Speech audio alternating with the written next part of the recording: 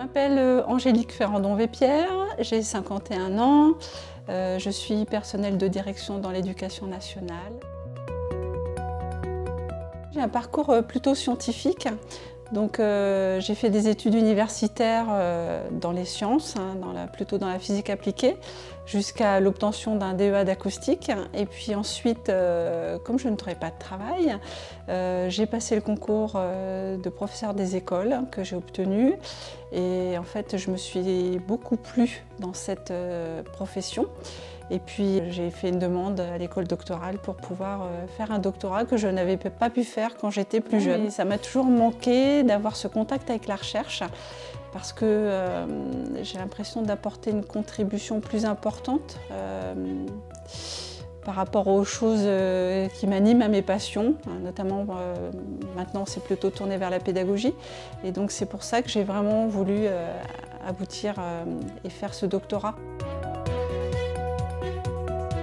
Par le biais d'une personne que je connais à l'UTT qui m'a encouragée à faire ma demande ici alors que je ne pensais que ce n'était pas possible. Et j'ai passé des entretiens et puis j'ai eu une réponse positive. Et donc voilà, ça s'est fait par le biais de personnes interposées. Je recherche les points d'appui que je peux avoir par rapport à des élèves qui ont des difficultés à l'école, notamment pour le refus scolaire, des élèves qui ont du mal à venir à l'école parce qu'ils se sentent trop stressés. Et donc, grâce à des entretiens que j'ai eus avec des élèves et avec des professeurs, j'ai pu collecter leurs besoins, leurs difficultés, et grâce à ça, j'essaye d'établir un protocole, c'est-à-dire un ensemble d'actions qui permettent d'essayer de maintenir la scolarité de ces élèves, ou au moins une forme de scolarité, et notamment avec l'usage du numérique. Il y a une partie de mon travail, c'est essayer de mettre en place une expérimentation pour essayer de montrer que peut-être il est possible de maintenir la scolarité des élèves en refus scolaire anxieux grâce aux actions que j'essaye de mettre en place.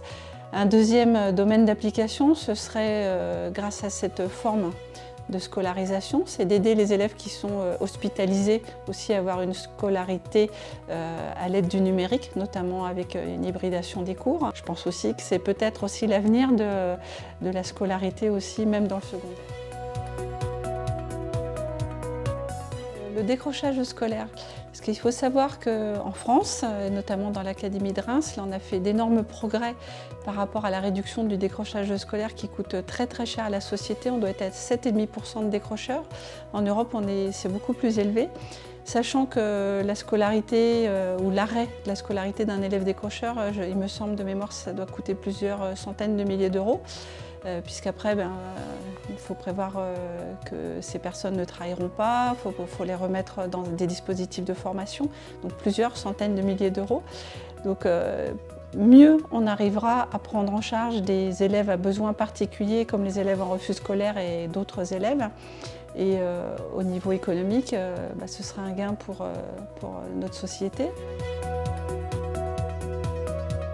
Pour moi, docteur, en fait, c'est une personne qui va se poser des questions au-delà de la pensée commune. C'est-à-dire qu'il va y avoir une remise en question je dirais entre guillemets, de l'existant.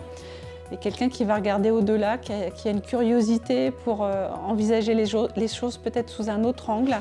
Et puis faire progresser aussi le monde environnant, la société, les êtres humains, et contribuer aussi par ses recherches à avancer collectivement.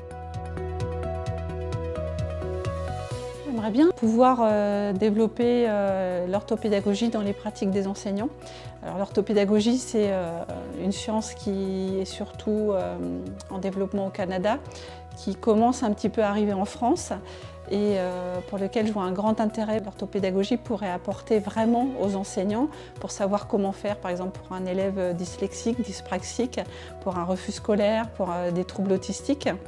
Et au niveau du numérique, je pense et aussi qu'on pourrait aussi s'appuyer sur la technologie du numérique pour pouvoir aussi avancer dans ce domaine-là et aider les élèves à besoins spécifiques. Si vous aimez les études, Si vous aimez vous questionner, si vous aimez vous challenger un petit peu, eh ben, faut y aller, quoi. Faut pas se poser de questions. Hein. Le doctorat, c'est pas comme lorsqu'on est à l'école où on reçoit un cours. En fait, pour moi, tout ce que j'ai appris dans mes études supérieures, je suis en train de les mettre en œuvre pour pouvoir avancer au-delà de l'existant. Et franchement, il y a quelque chose de l'ordre de la chasse au trésor. En fait, on suit des pistes, on avance, on a plusieurs pistes qui s'ouvrent à soi, on continue d'avancer sur une piste et il y a vraiment quelque chose qui suscite l'envie de continuer. Et franchement, si vous posez la question, mais non, mais allez-y, c'est que vous avez déjà envie.